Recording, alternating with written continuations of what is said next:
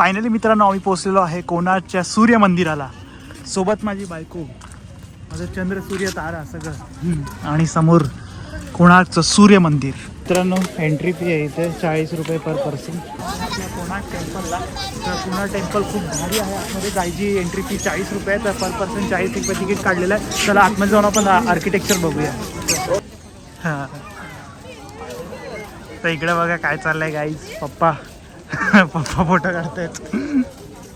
भारी एकदम. मित्रांनो आतमध्ये एंट्री झालेली आहे. कसलो भारी मंदिर वाटतं यार. Wow, awesome.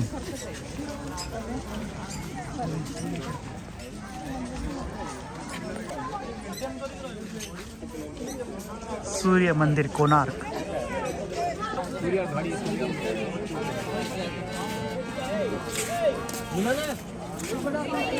तर मित्रांनो तुम्हाला जर इन्फॉर्मेशन वाचायची असेल तर तुम्ही व्हिडिओ पॉज करून बघू शकता. काय पण बोला यार, खूप भारी मंदिर आहे.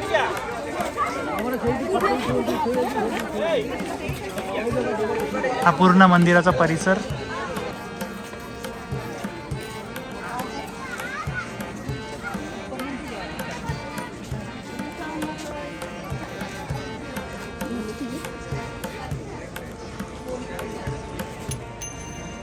नक्षीकाम खूप एकदम कोरीव आहे.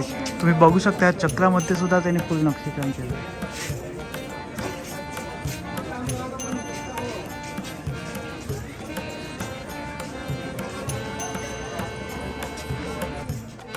छायादेवी मंदिर.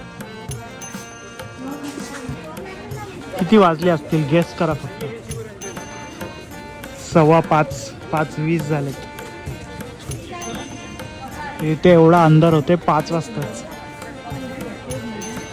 फोनमध्ये तरी तो iOS ॲडजस्ट करून लाईट आणते, पण इथे अंधार झालेला आहे कारण इथे लाईट लागल्यास टी व्ही पण बघू शकता तुम्ही.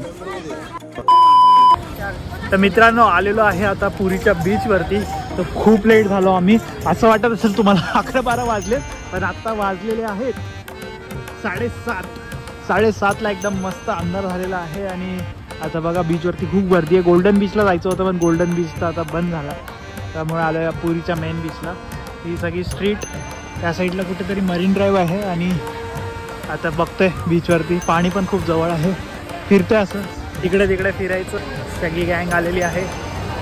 सो कसं झालं आजचा दिवस? ऑसम दिवस. ऑसम म्हणजे स्ट्रेच होता, स्ट्रेच थोडा. सकाळी चिल्का लेकला थोडा कमी टाईम पाहिजे होता, म्हणजे मस्त झाला असतं.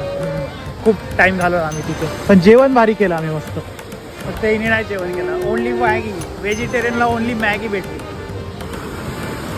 हे बघा बीच, लाटा, खवळलेला समुद्र आहे. वाटतं बे ऑफ बेंगॉलमध्ये सारख्या तुफान येतात, त्यामुळे खवळलेलाच असतो.